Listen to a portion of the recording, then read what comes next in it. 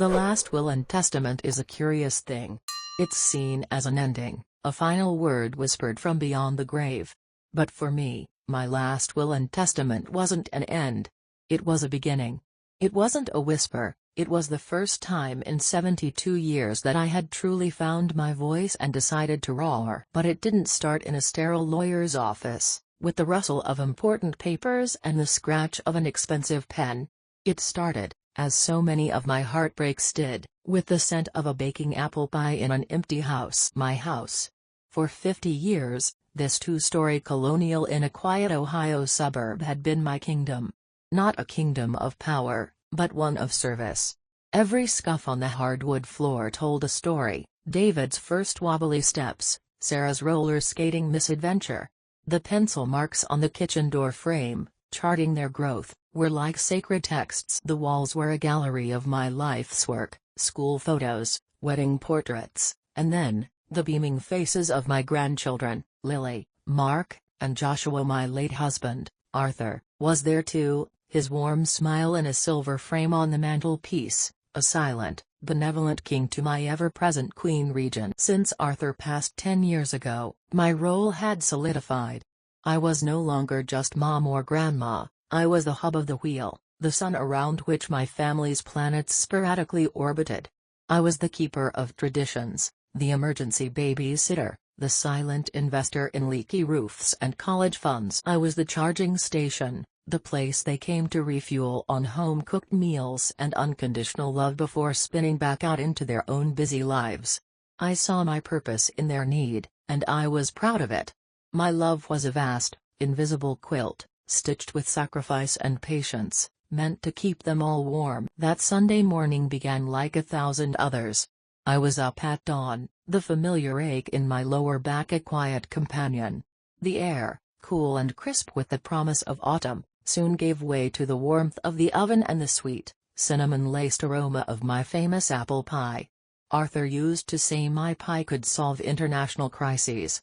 For my children, it was simply the taste of home. In the fridge, a pot roast marinated in a blend of herbs I'd perfected over decades. Potatoes were peeled, carrots were chopped, and a green bean casserole, David's favorite, sat ready to be baked. I set the dining room table with the good china, the one we only used for special occasions. But for me, any day my children came home was a special occasion. I moved through the motions with a practiced, almost sacred rhythm. Each task was a thread connecting me to them. As I kneaded the dough for the dinner rolls, I remembered a younger David, his small hands covered in flour, laughing as he tried to help. As I polished the silverware, I saw a teenage Sarah, borrowing my silver locket for her first dance. These memories were the fuel that kept me going. They were the justification for the quiet loneliness that often crept in during the long weekdays. I told myself their silence, their infrequent calls, weren't neglect. They were just busy. Their lives were complicated, filled with soccer practice, ballet recitals, and demanding jobs. My life was simple. My purpose was to be their anchor, their constant, their port in any storm. And anchors, by their very nature, are meant to be stationary. Forgotten, until they are needed. At noon, the phone rang. It was David. His voice was rushed, full of the manufactured stress I knew so well. "Mom, hey. Look, something's come up. The guys want to watch the big game, and Rick's just got a new 80-inch TV. You know how it is. We're not going to be able to make it today. So sorry." I felt a familiar, dull pang in my chest. I looked at the pot roast, a feast for a king, and pictured David on a couch, yelling at a screen. "Oh. Of course, dear," I said, my voice betrayingly cheerful. "You have fun. I understand. You're the best, Mom. We'll talk soon." And then, the click. An hour later, a text message from Sarah lit up my phone. A picture of her youngest, Josh, looking flushed. "So sorry, Mom. Josh is suddenly running a fever. Don't think we should be spreading germs. Have to cancel today. Rain check soon. XOXO." I stared at the message. The same message, with minor variations, that I had received last month. I looked around the silent dining room. The polished glasses gleamed, reflecting an empty chair, then another, then another. The scent of apple pie, once a comfort, now felt cloying, a sweet mockery of my efforts. The feast I had prepared with so much love was now just food, a surplus of unwanted affection. The silence in the house was no longer peaceful. It was a presence. It pressed in on me, amplifying the tick-tock of the grandfather clock in the hall, each tick a second of my life spent waiting. I began the slow, lonely ritual of cleanup. I pulled out the plastic containers and a roll of aluminum foil. The pot roast, untouched. The casserole, unbaked.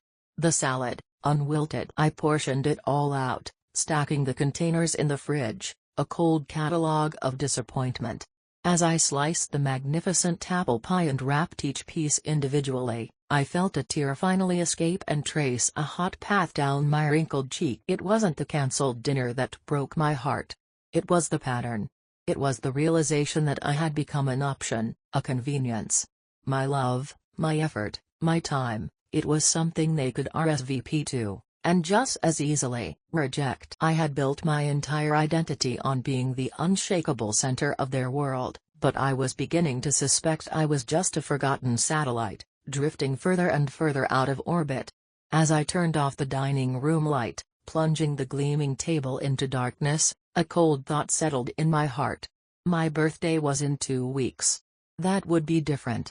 They would never forget my birthday. A family always remembers a birthday. The 2 weeks leading up to my 72nd birthday were a masterclass in self-delusion. I clung to the idea of my birthday as a sacred, unbreakable date in the family calendar.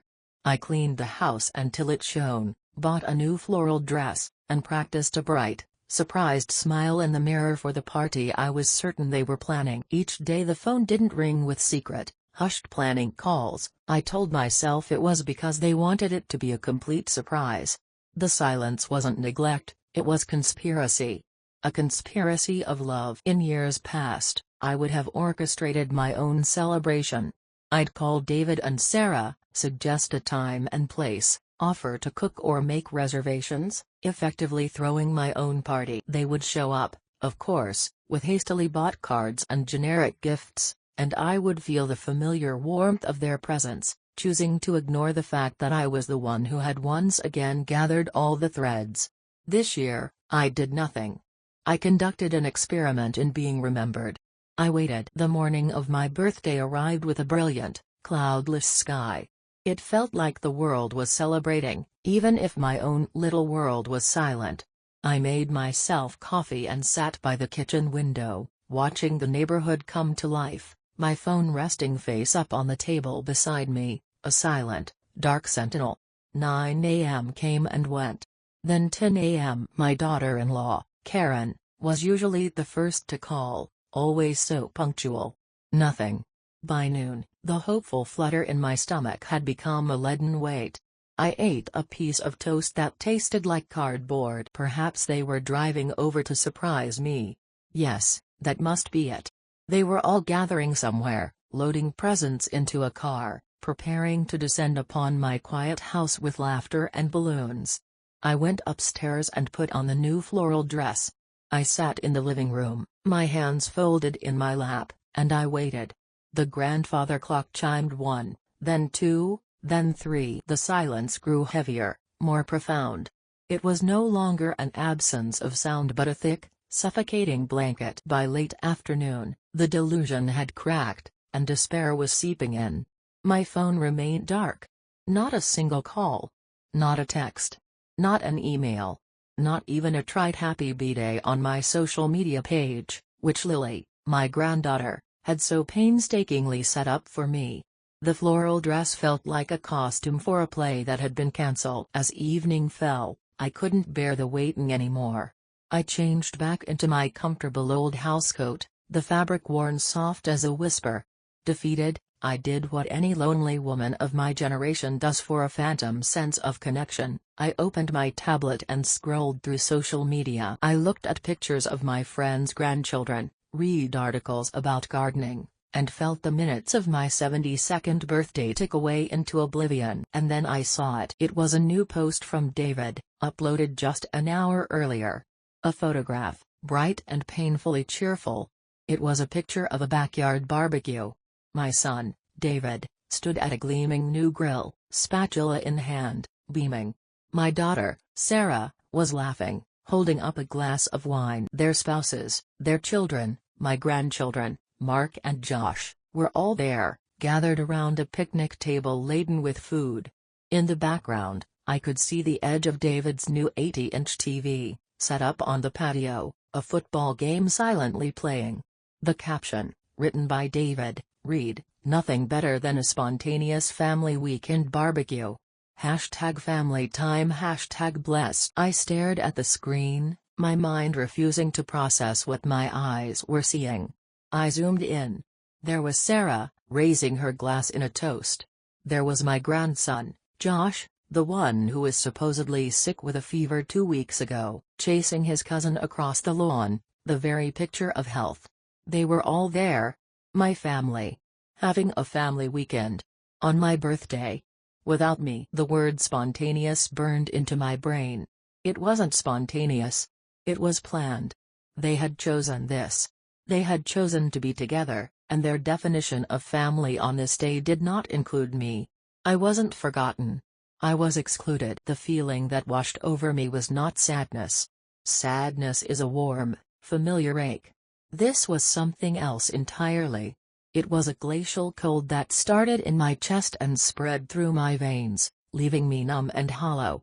It was the shock of absolute betrayal. I felt the invisible quilt of love I had spent my life stitching, the one I thought kept us all connected, being ripped from my hands, thread by thread. I wasn't the anchor. I was the dead weight they had just cut loose. I slowly got up and walked to the hall mirror. I looked at my reflection, really looked, for the first time in years. I didn't see Mom or Grandma. I saw Eleanor. A woman with tired eyes, a dress that hung on a frame made smaller by disappointment, and a face where every line suddenly felt like a map of a long, lonely road. That night, I didn't cry. Tears felt too small for the vast emptiness I felt. I sat in the dark living room, the glow of the tablet long since faded, and I let the coldness settle. But as the hours passed, something else began to stir in that icy hollow. It was a tiny, flickering ember. It wasn't warmth. It was rage.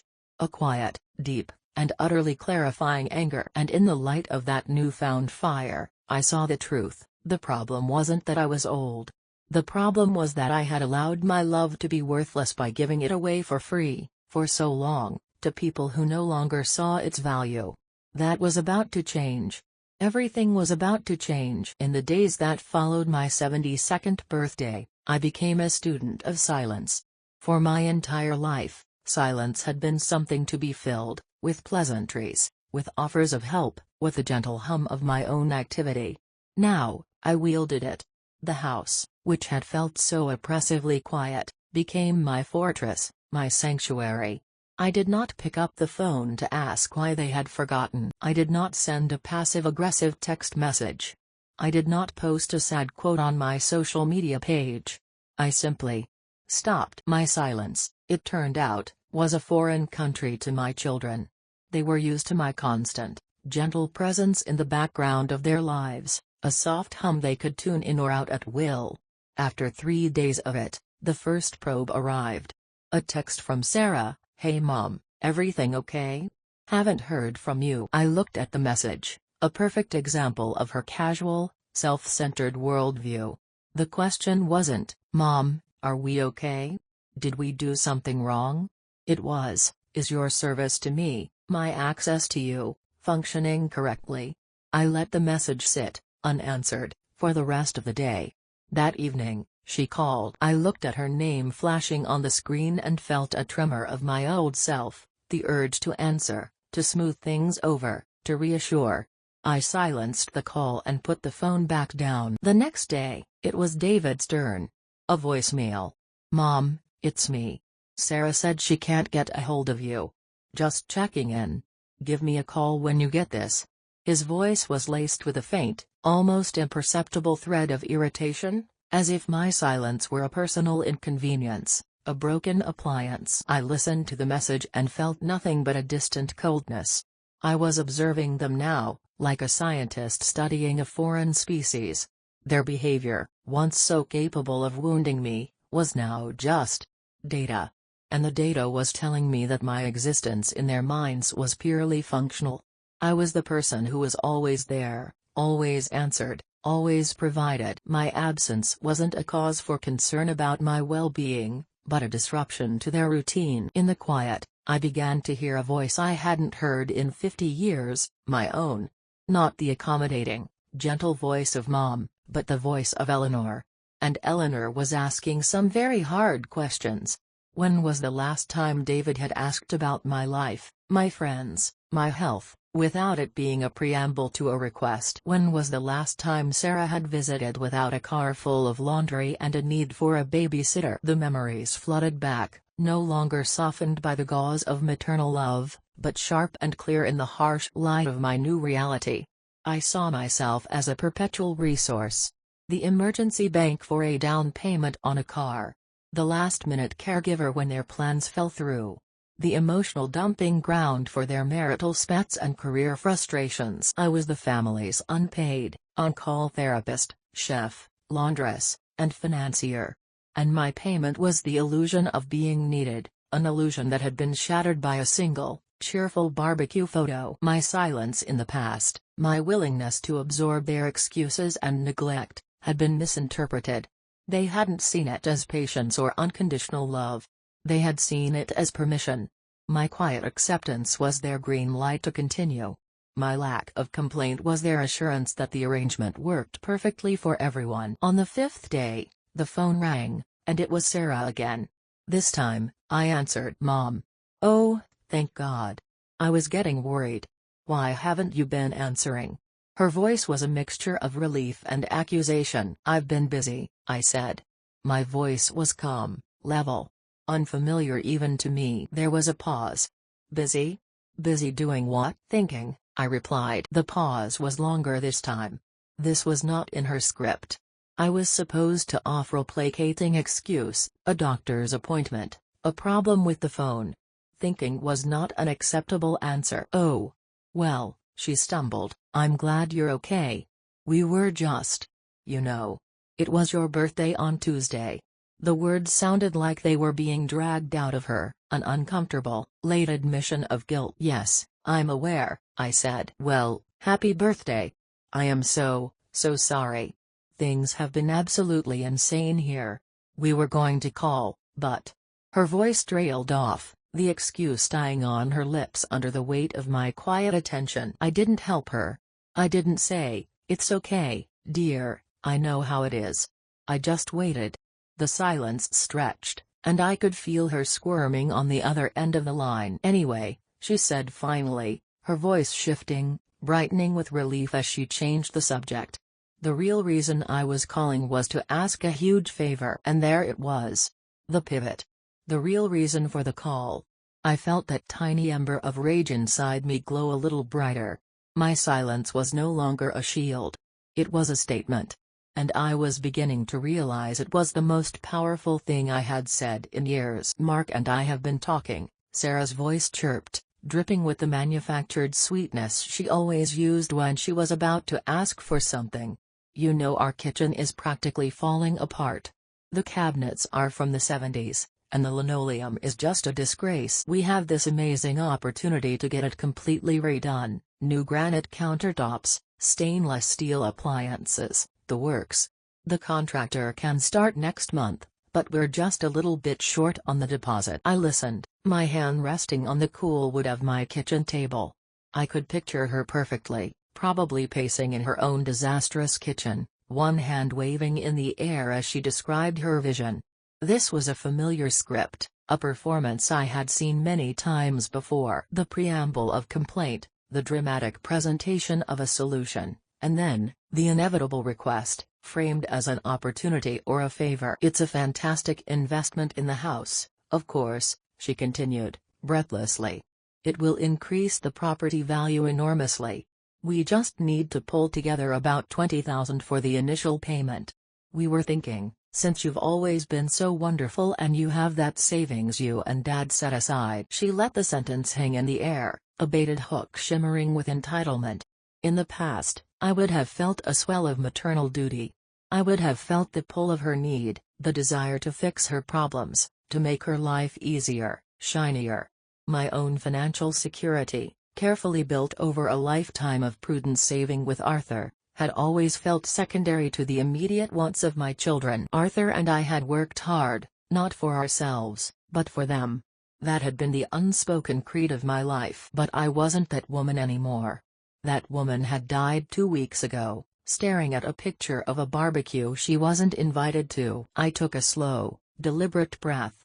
I pictured the boundary line I had been drawing in my mind for the past week, a faint sketch that was about to become a thick, indelible wall. "No, Sarah," I said. The silence on the other end of the line was absolute. It was a silence not of contemplation, but of pure shock, as if I had just started speaking in a foreign language. "What?" she finally sputtered. "What did you say?" I said no, I repeated. My voice didn't waver. It was calm, clear, and resonant with a finality that surprised even me. "I can't help you with the kitchen." "Can't or won't?" she snapped, the sweetness in her voice curdling into acid. "Does it matter?" I asked, genuinely curious. "Of course, it matters." She was practically shouting now. "Mom, what is wrong with you? This is us. Your family. $20,000 is nothing to you. You're just sitting on it." Sitting on it. The phrase struck me. As if my life savings, the sum of a lifetime of work and sacrifice, was just a chair I was occupying, keeping it warm for her. The audacity of it was breathtaking. "That money," I said, my voice dangerously quiet, "was for my security. For my future. For emergencies." "This is an emergency," she insisted.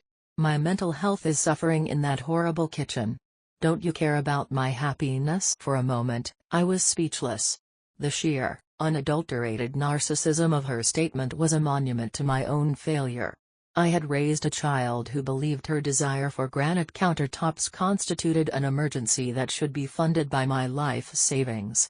I had built this monster of entitlement with my own silent compliance. "Sarah," I said, and for the first time, a sliver of the cold rage I'd been nursing leaked into my voice. "My 72nd birthday was an emergency. I spent it alone. I discovered my entire family was having a party without me, and for 5 days afterward, the only reason either of my children called was to see if I was still functional enough to be of service. So, no, I will not be paying for your kitchen renovation. My bank is closed. Permanently." The line went dead. She had hung up on me. I stood there, the receiver still pressed to my ear, listening to the dial tone. My heart was hammering against my ribs like a trapped bird. My hands were shaking. But beneath the fear, a new feeling was blooming. It was a fierce, exhilarating surge of power. I had said no. I had chosen myself. I had taken the first swing at the gilded cage of expectation I had lived in for so long, and the bars had rattled. I looked around my own kitchen, with its simple but well-loved Formica countertops and its perfectly functional appliances. It was my kitchen. Paid for. And for the first time in a very long time, I felt truly, wholly at home in it. The conversation wasn't over. I knew that this was just the first tremor. The earthquake was still to come. The day after I closed my bank to Sarah, I made an appointment. Not with a doctor or a therapist, but with George Connolly, Arthur's old friend and our family lawyer for over 40 years. His office was downtown, in a stately old brick building with floors that creaked with history. The air inside smelled of leather-bound books and old paper, a scent I had always associated with seriousness and finality. This time, however, it smelled like freedom. George was a kind man, with eyes that crinkled at the corners and a shock of white hair. He had handled the closing on our house, drafted our wills when the children were small, and managed the legalities after Arthur's passing. He greeted me with a warm, sad smile, as if he assumed I was there to discuss some grim, age-related decline. "Eleanor," he said, ushering me into a worn leather chair across from his massive oak desk. "It's good to see you, though I'm sorry if it's under difficult circumstances." "The circumstances aren't difficult, George," I replied, settling into the chair and placing my purse firmly in my lap. "They're clarifying." He raised a bushy eyebrow. I asked him to pull up my current will and the trust documents we had established years ago. As he shuffled through the files, I felt a strange detachment, as if I were observing the life of another woman. The documents were a testament to my former self. Everything, every last penny, every stock, the house itself, was to be split evenly between David and Sarah. My grandchildren were mentioned, but only as contingent beneficiaries, should something happen to their parents. It was a standard, sensible plan, built on the assumption of a loving, reciprocal family dynamic. An assumption that had proven to be entirely false. "I want to make some changes, George," I said, my voice steady. He nodded, pen poised. "Of course. A small adjustment here or there?" "No," I said. "A complete overhaul." I watched his face as I laid out my new plan. His professional calm slowly gave way to open surprise. First, I told him I wanted to establish a significant portion of my estate, nearly half, to create a perpetual scholarship fund at the local university. It would be named the Arthur J. Vance Memorial Scholarship for Aspiring Engineers. Arthur had been a civil engineer, a man who believed in building strong foundations. It felt right.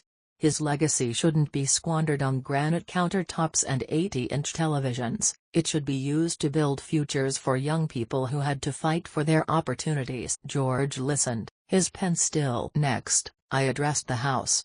I told him I planned to sell it. The very words felt monumental, a tectonic shift in my own life. The proceeds were not to be held in trust for my children. They would become part of my liquid assets, for my own use, for my own life. Finally, I spoke about what remained. "The remainder of my estate," I said, looking him directly in the eye, "I want to leave to my granddaughter, Lily." Lily was Sarah's oldest, a thoughtful, artistic 16-year-old. She was the only one who called me for no reason at all, just to chat about a book she was reading or a drawing she was working on.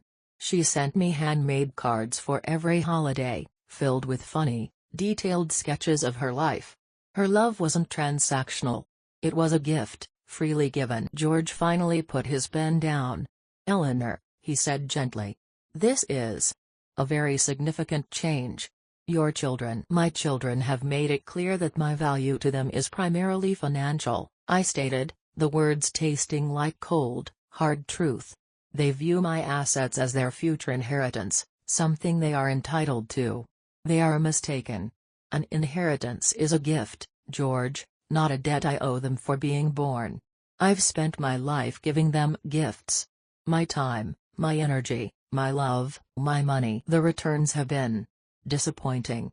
I have decided to redirect my investments." This wasn't an act of revenge. I felt that with every fiber of my being. Revenge is a hot, messy emotion. This was an act of profound, clarifying justice. It was a realignment of my life's work. I was ensuring that the fruits of my and Arthur's labor would go to people and causes that would genuinely appreciate them. I was honoring Arthur's memory, supporting education, and rewarding true, unconditional affection. I was taking back control of my own narrative, of my own legacy. As I signed the preliminary paperwork, my hand was rock steady. The scratch of the pen on the thick, creamy paper was the sound of shackles falling away. I walked out of that office and into the bright afternoon sun, feeling lighter than I had in decades. I had rewritten my ending, and in doing so, I had just given myself a brand new beginning. I looked up at the familiar Ohio sky and realized, with a startling jolt, that I didn't have to live under it forever. The decision, once made, sparked a wildfire of activity within me. For years, my life had been a series of slow, predictable circles within the confines of my home and town. Now, I felt a forward momentum I hadn't experienced since I was a young woman. The thought I'd had leaving George's office, "I don't have to live under this sky forever," took root and blossomed into a vibrant, audacious plan. I had always secretly dreamed of the sea. Arthur and I had taken a few vacations to Florida when the kids were young, and I remembered the feeling of the warm sun on my skin, the vastness of the blue-green water, the rhythmic crash of the waves that seemed to wash away all worry. It felt like another world, a world of light and ease. I did something I had never done before. I acted on an impulse. I went online and started researching retirement communities in Florida. Not the grim, medicinal-smelling nursing homes of my nightmares, but active, vibrant communities for people over 55. I found one near Sarasota, a cluster of sun-drenched villas surrounding a clubhouse, a pool, and a series of walking trails that led down to the Gulf of Mexico. The pictures showed women my age laughing in a water aerobics class, men playing shuffleboard, and couples walking hand in hand on the beach at sunset.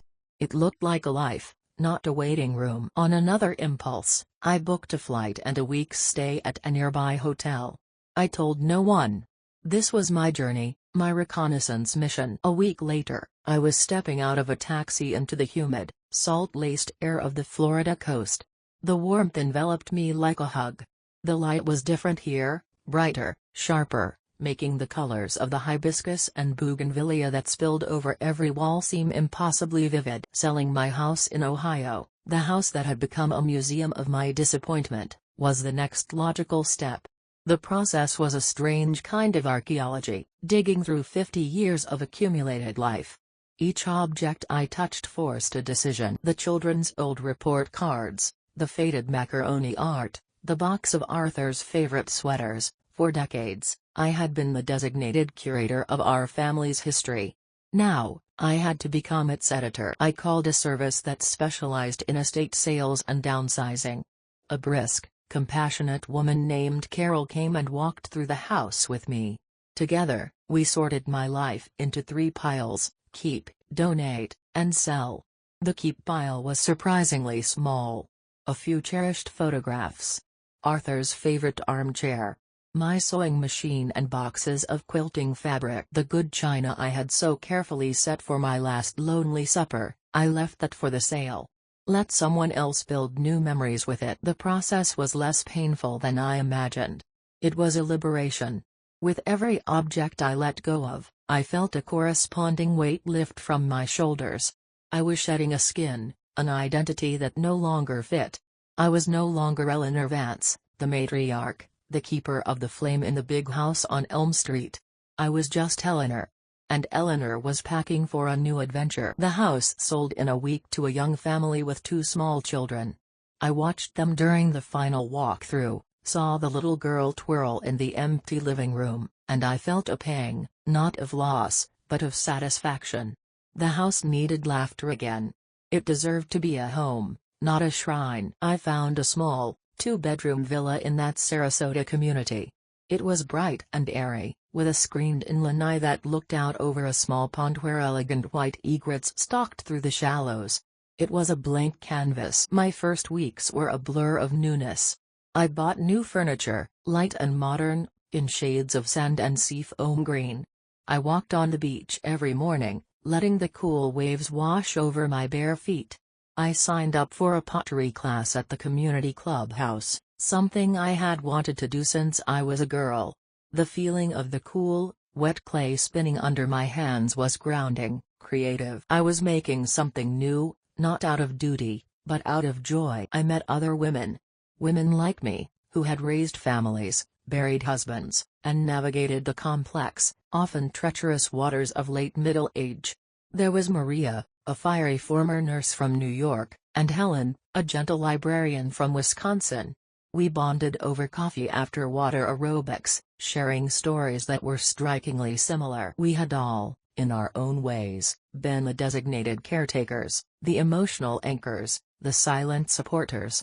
And we had all, in our own ways, decided to choose a different final act for ourselves. One afternoon, sitting by the pool with Maria, I told her a little about David and Sarah.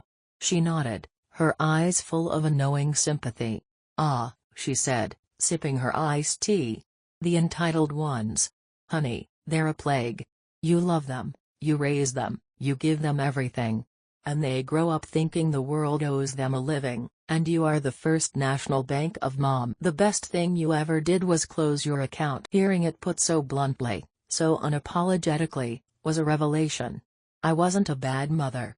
I wasn't selfish. I was a woman who had finally learned the art of self-preservation. As the setting sun painted the sky in brilliant strokes of orange and pink, I felt a sense of peace I hadn't known was possible. I was breathing new air, under a new sky, and for the first time, my life felt completely, thrillingly my own. The news of my move and the sale of the family home reached my children not from me, but through the suburban grapevine. My old next-door neighbor, a notorious gossip, had called her sister, who was friends with Sarah's mother-in-law. The information, distorted and laced with dramatic speculation, finally landed like a bomb in my children's laps. They arrived in Florida 3 weeks after I had moved in. I knew it wasn't a social call the moment I saw their rental car pull up. David stormed out of the driver's side, his face a thundercloud of indignation. Sarah followed, her expression a mask of wounded disbelief. They looked alien and out of place against the bright, peaceful backdrop of my new life. I met them on my lanai, a glass of iced tea in my hand. I did not invite them into my new, pristine home. The lanai would be a neutral territory, a DMZ for the battle I knew was coming. "What have you done?" David demanded, foregoing any greeting. He waved his hand around at my small, perfect villa. "You sold our home. You sold Dad's house." "It was my house, David," I said calmly. "And I did sell it. I live here now. It's lovely, isn't it?" "Lovely?" Sarah's voice was shrill. "You've lost your mind. Running off to Florida like some teenager. Selling everything. And we had to hear about it from Karen's mother? How could you embarrass us like that?" The accusation of my embarrassing them was so perfectly, predictably self-centered that I almost laughed. "I didn't think you'd be interested," I said. "You've been so busy with your own lives." "We're interested in our inheritance," David blurted out, his anger overriding any pretense of subtlety. "The house was supposed to be ours. You can't just sell it." "I can," I said, taking a slow sip of my tea. "And I did. And the money is mine, to live on." They stared at me, their faces a mixture of shock and fury. It was clear they had come expecting to find a confused, perhaps senile old woman who had been taken advantage of by a slick real estate agent. They were not prepared to face this calm, resolute stranger in their mother's body. "And that's not all, is it?" Sarah said, her voice dropping to a conspiratorial whisper. "George Connolly's office called. They said you had made changes to the will." "I did," I confirmed. They moved closer, cornering me against my new patio furniture. They looked like prosecutors, cross-examining a hostile witness. "What changes?" David demanded. I looked from my son's furious face to my daughter's tear-streaked, angry one. The years of swallowed resentments, of lonely holidays and forgotten birthdays, of being treated as a utility rather than a person, coalesced into a single, powerful moment of truth. I would not be yelled at. I would not be intimidated. I would not be made to feel guilty for saving myself. I stood up, my 5'3" frame suddenly feeling as tall as the palm trees. "You want to know what I've done?" I asked, my voice low and steady, yet carrying an intensity that made them both fall silent. "I have taken the family quilt, the one I spent 50 years stitching together with my love and my labor, and I've finally acknowledged that it is in tatters. But I want you to understand something. The family quilt is torn not because I pulled at the threads in my old age, but because you two never learned how to hold it gently." They stared at me, speechless. "You treated my home like a hotel and my bank account like your personal line of credit. You took my love for granted until it became invisible to you. You forgot my birthday but remembered to have a party for yourselves. You have mistaken my lifelong service for lifelong servitude. And you are wrong." I looked directly at David. "You are not entitled to my house." I turned to Sarah. "You are not entitled to my money. I have spent my life building a legacy with your father. A legacy of hard work, love, and integrity. and I will be damned if I let that legacy be used to finance a life of casual neglect and breathtaking entitlement. The changes to the will are my business. My life is now my business. This visit is over. I walked to the lanai door, opened it, and held it, waiting for them to leave. They were stunned into silence, their faces pale with shock. They had come armed for a fight with the weak, accommodating mother they had always known. They had no idea how to handle Eleanor. Slowly, defeated, they turned and walked back to their rental car. As they drove away, kicking up a cloud of dust on the quiet community road, I did not feel a moment's regret. I felt only the clean, sharp, and deeply satisfying peace of a truth, long overdue, finally spoken aloud. Life after the confrontation settled into a new, gentle rhythm. The dramatic severance of old ties, while painful, was like a controlled burn, clearing out the dead undergrowth and allowing new things to grow.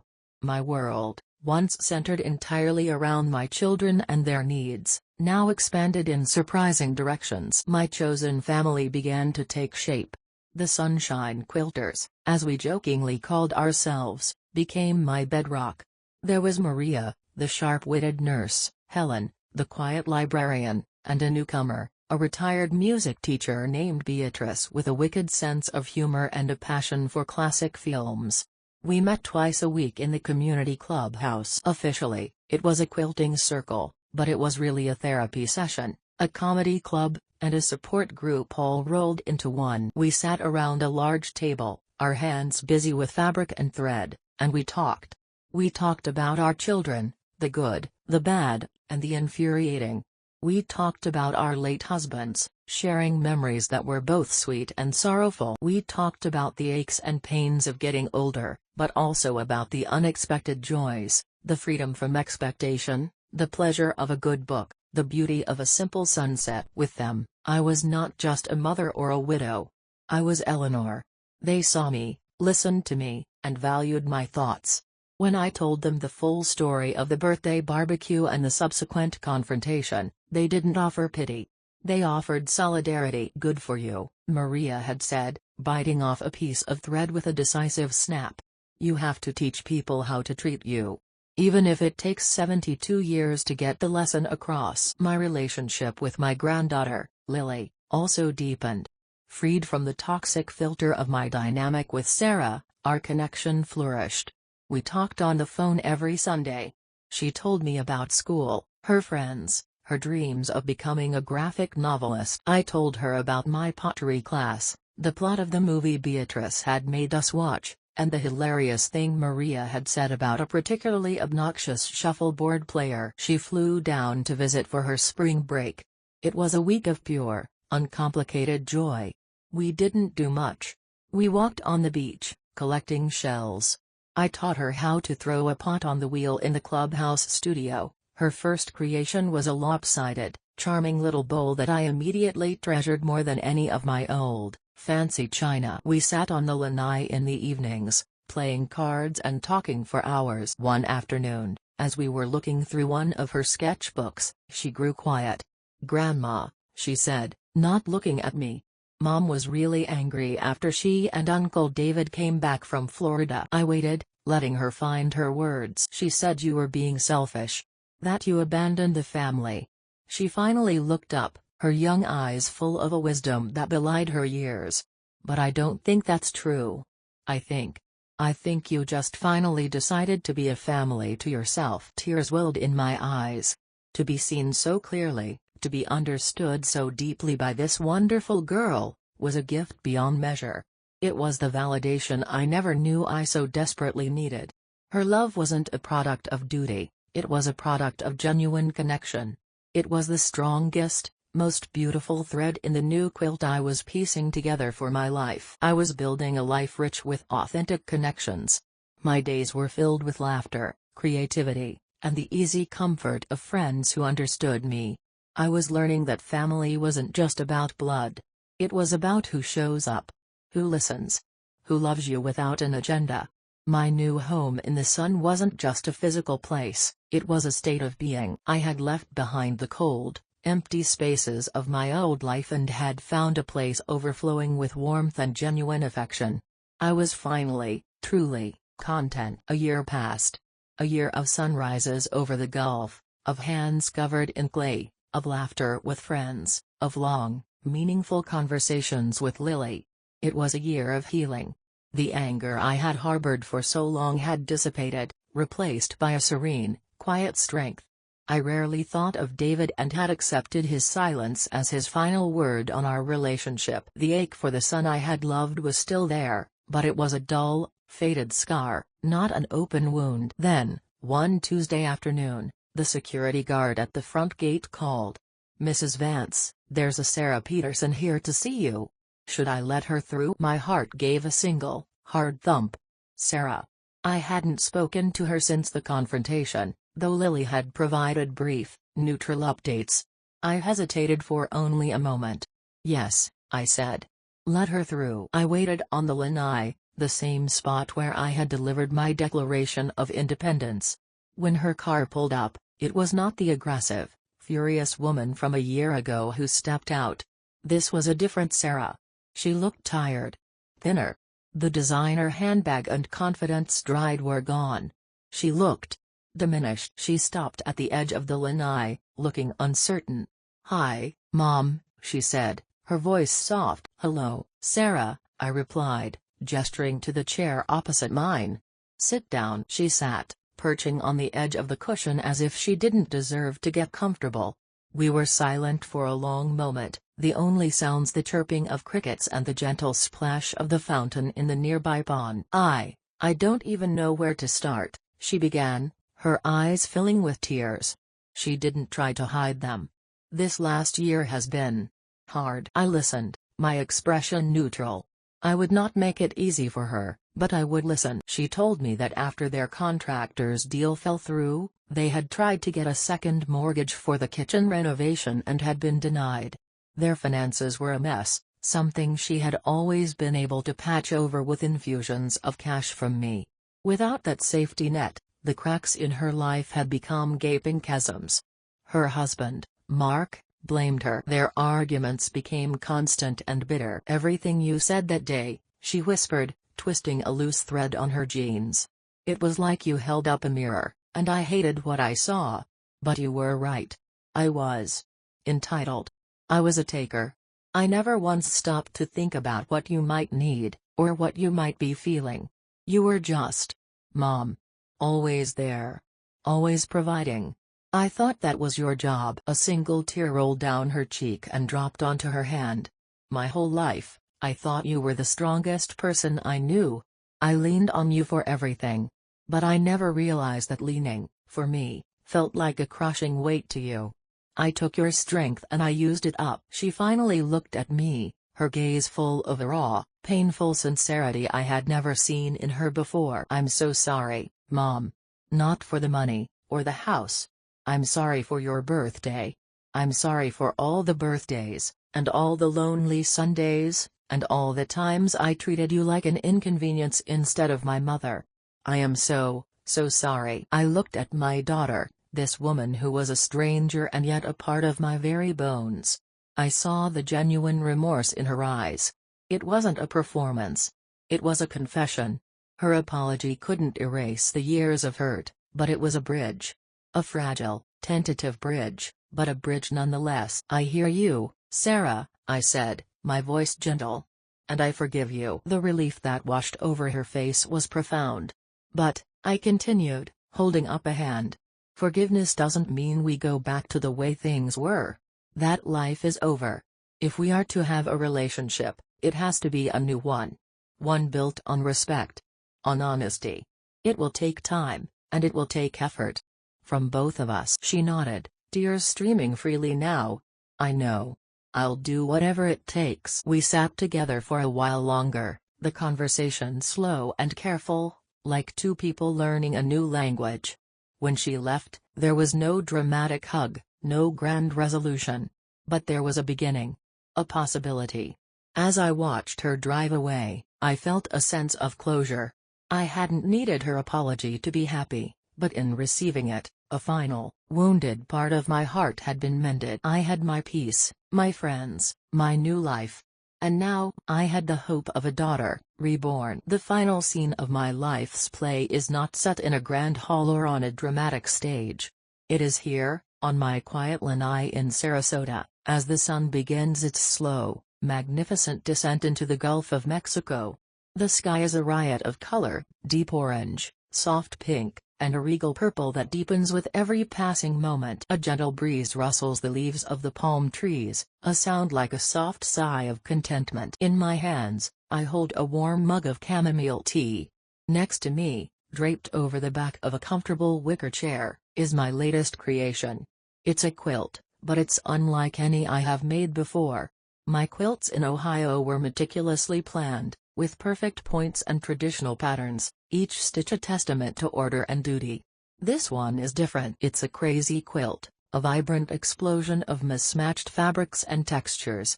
There's a square from one of Arthur's old silk ties, a piece of the floral dress I wore on my 72nd birthday, a snippet of Lily's baby blanket, and bright, sunny swatches of fabric given to me by Maria, Helen, and Beatrice. The stitches are not perfect, they are bold, improvisational, and full of character. Each patch tells a story, not of obligation, but of choice. It is a map of my new life. I am not the same woman who wept over a lonely pot roast in Ohio. That woman was an anchor, submerged and heavy, defined by the people she held in place. I am Eleanor, and I have learned to be a sailboat. I have learned to catch the wind and navigate by my own stars. My happiness is no longer a reflection of my children's lives, it is a source of light that emanates from within me. My relationship with Sarah is a work in progress. She calls every week, and we talk, really talk. She asks about my pottery class, and I ask about her search for a new job. She is learning to stand on her own 2 feet, and I am learning to be her mother in a new way, not as a provider, but as a compassionate witness to her life. She is planning a visit, this time with no agenda other than to spend time together. David remains a silence, a ghost from another life. I have made my peace with that. I cannot force him to see me, but I no longer need his validation to exist. My days are full, but not busy. They are filled with purpose that I define. This morning, I walked on the beach and watched the sandpipers skitter along the waves. This afternoon, I finished the last chapter of a wonderful novel. This evening, I am watching the sunset. My world is smaller in some ways, a 2-bedroom villa instead of a large family house, but my life is infinitely larger. I take a sip of my tea and smile. It's a real smile, one that reaches my eyes and warms my soul. I am not lonely. I am not forgotten. I am not a resource waiting to be tapped. I am a woman who, in the autumn of her years, finally learned to blossom. A person's worth is not measured by how much they are needed by others. It is measured by the love they have for themselves, by the joy they find in their own company, and by the peace they cultivate in their own heart. My last will and testament was not an ending. It was the preamble. This, right here, the warm air, the beautiful sky, the quiet joy, this is the story. And my name is Eleanor, and I have finally, blessedly, come home to myself.